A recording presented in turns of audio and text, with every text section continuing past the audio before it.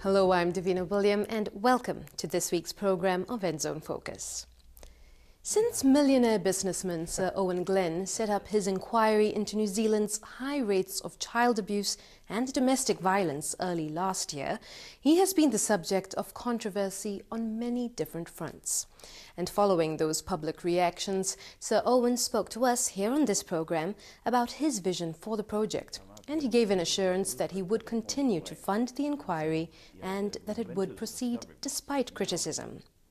Since that interview, the inquiry did appear to be progressing well until the middle of this year when more problems were reported, followed by mass resignations. And just when it seemed the inquiry had gone completely pear-shaped, a new CEO was appointed, and the whole project appears to be back on track. Kirsten Rei is the new Chief Executive Officer, and she spoke about her vision for the inquiry with Allan Lee. Okay, so welcome to the programme. Thank you so much for sparing time for us. I guess the question that a lot of people will be asking, we've seen all the high-profile headlines of members of the inquiry leaving. Every time some newspapers talk about the inquiry, they always preface it with the word troubled. Is it troubled? Is it on track? Not at all. We don't think that it's troubled at all. In fact, we think we've made some considerable progress in the last couple of months. You'll note that there hasn't been a lot of media coverage, and we've basically battened down the hatches and we've got on with progressing the objectives, of the inquiry. On my inbox, I see people come forward to volunteer their time. I've got any number of people that I'm scrambling, trying to get around to see who want to, provide information, provide expertise, provide support, and we're really delighted with the progress so far. Cool.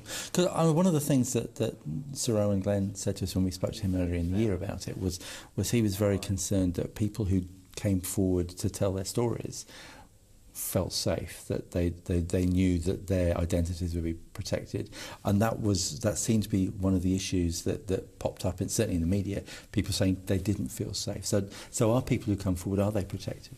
Yes, absolutely. So obviously we commissioned when that story came out, and just to clarify, it was from someone who had worked on contract for a couple of days for the Commission who'd made that statement publicly. Certainly from the systems that we had walked into to look at, we didn't feel that was the case, but notwithstanding, so as to assure the public to have confidence that our systems were safe and that the people who came forward to give evidence would be safe, we commissioned that independent safety review. And of all of those recommendations, we've been ploughing our way through, meeting each of those recommendations that are made, and the board, as we'd stated publicly, hadn't, dismissed any of those recommendations outright. So, that's part of the obviously busy work program, but we've got no doubt whatsoever that people that come forward are, safe.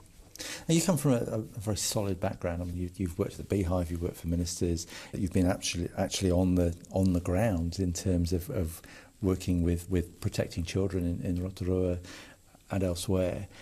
With that background and that knowledge, have you any idea why we have such a bad record in the area of child abuse and domestic violence?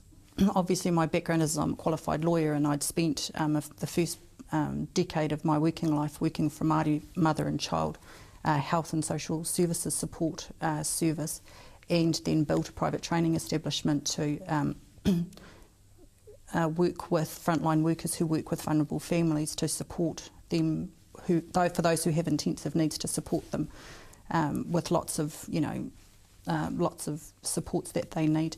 And then I headed off into Wellington and spent most of my time in tertiary education. So I was private secretary for Minister Joyce for tertiary ed, and then for Minister Tudia for employment. What I did learn when I was in that regional children's director role, Allan, was that it wasn't any surprise to me that our statistics for child abuse and indeed for domestic violence are increasing. To have the opportunity to come into a role to articulate from an independent perspective why that might be, and then what we can do about that, because we were hearing from a range of people who themselves have been affected, people who are expert people, is a really, really good opportunity. I think in terms of the statistics, if we look at the one headline statistic that we often use, which are that there was in 2012 152,800 notifications to Child, Youth and Family with concerns about, our children. I think that what that tells us is a couple of things. I think what it tells us firstly is that New Zealand's now in a place where the Pandora's box lid is off a wee bit about this stuff, and people are prepared to ring. I think secondly what it tells us is that against the backdrop of a system that's designed to work intensively with the particular child and their family to work out, you know, what their assessment needs are, how they're going to deal with some of the concerns that might be around that child and how it's being raised, whether there are in fact any substantiated, abuse that the state then needs to step in and either remove them or put statutory protections in and around them, tells us that we're doing better as a country around identifying and assessing. I think what we're going to see is, and certainly as we've heard already through the few people that I've been talking to, what we've got a problem with is determining actually what those specific needs are for each child, and that in fact if we built a system that better responded to their actual needs, we'll see much more traction. We suggest, and we submitted to the United Nations process around New Zealand's human rights records recently, and what we suggested in our submission was that it's not that the government's not doing stuff, and in fact you can see with that kind of level of notifications, I think it's a 40% increase from a few years back in terms of notifications, so therefore the system has to respond appropriately to that. I don't think the government's not doing anything. The question has to be, are we achieving enough? And when we think about that interlinkage between child abuse and the risk factors around domestic violence, what we see with the white paper, for example, from a policy perspective, is that child abuse or vulnerable children is definitely a government priority. The extent to which we can say the same for domestic violence is one of the questions that we've got to ask ourselves really honestly. From our perspective, and certainly from the evidence base that we've already got, that we know about domestically and internationally, if you don't make that linkage between domestic violence and its risk factor effects and the prevalence of that linkage between domestic violence and child abuse, we're missing a whole component of the problem, and therefore we're unable, in terms of a state response or a system response, to appropriately or adequately deal with that need. Because if you see it in isolation, if you see the child in isolation from the family and what's going on around them, then you're going to miss the mark around what they need. So we're interested in unpacking what's working well, what's working not so well, and what we might do differently to improve that system response. And as a result of talking to those who have been affected, those frontline workers who see this stuff every day, experts, international, based reports, nationally based reports, pulling them all together, getting an independent panel to take a view on all of that, and to say, if New Zealand were leading the world in addressing child abuse and domestic violence, what would that look like? We think that that will culminate in quite a good blueprint. From a child abuse perspective, we think that actually what we need to do is write a better white paper, actually. Not saying at all that the white paper's got problems, it's got some great ideas in it. What I think we need to do is consolidate the evidence base around what we know works. We need to go and talk to the very people who are affected and say to them, what is it that worked really well, what didn't work so well, and what would you do to improve on things? And then we need to write that up in a really nice, tidy package that says, actually there are probably 5 things that we could do much better right now without spending any more money. And that might be, we might focus actually on the individual needs of the child. We might take, for example, that policy approach around whānau order to say, so that might mean that actually this family's already identified they have these specific needs. They also identify there's some leadership in that family that suggests that they're ready to make some change. And there are sections of the blueprint, obviously, that have to be posited within an appropriate cultural context, an appropriate context within the practice of, for example, social work versus nursing support versus, the education sector. And we need to do a much better job at articulating a much better seamless system. Yeah. And I think that if we achieve a blueprint that articulates some of those changes, then we'll have done our job.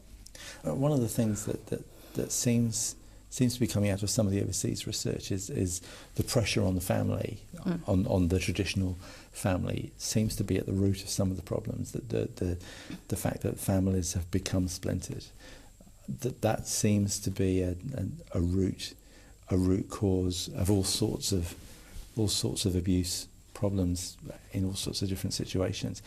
Would that seem to be what some of the research is saying? Yeah, I think it's really important for us not to simplify the issues. The complexities that we're dealing with and all of the cumulative risk factors that sit around both child abuse and domestic violence can't be written up in a nice tidy report that says if you did these 5 things better, that these 10 things would positively result. What we do know is that there's a whole range of complexities and that we've got some diverse realities. We know that, for example, poverty is a driver, of some of the risk. We know that parenting has a lot to do with it. We know that substance abuse has a lot to do with it. And it's when you add them together that you get this problem. We've got some really good New Zealand-based research around some of what these risk factors are. As Sir Owen says, we've got to move past the research, and we've got to, because we know that can end up in the beehive and not get very far. It's one thing to say, and the response can only and should only come from the state, that there's an abrogation of sorts of our responsibilities as communities and indeed as families, as whānau, to support ourselves, to restore ourselves to ourselves. I think that the point you raised earlier about the disparate nature of families now and the disconnect and that our family dynamics are much different from what we would have grown up with. I think that says a lot, not just about what's happening to the fabric of our society, but actually what's happening in our very communities. I know that Dame Sylvia Cartwright, when she was coming away from being the Governor-General, and in one of her last speeches she talked about this blight on our record, and the blight was about the way that we protect our most vulnerable.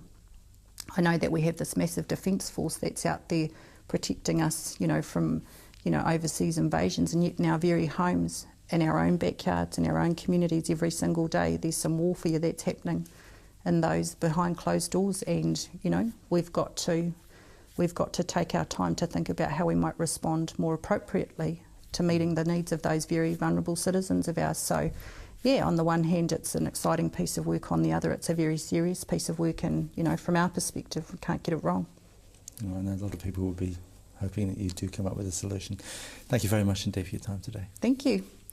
Allan Lee talking there with the new CEO of the Glenn Inquiry, Kirsten Rei. And you can find out more details about the inquiry on www.glenninquiry.org.nz. That website again is glenninquiry.org.nz. After the break, living out cross-cultural mission in Latin America. That's next.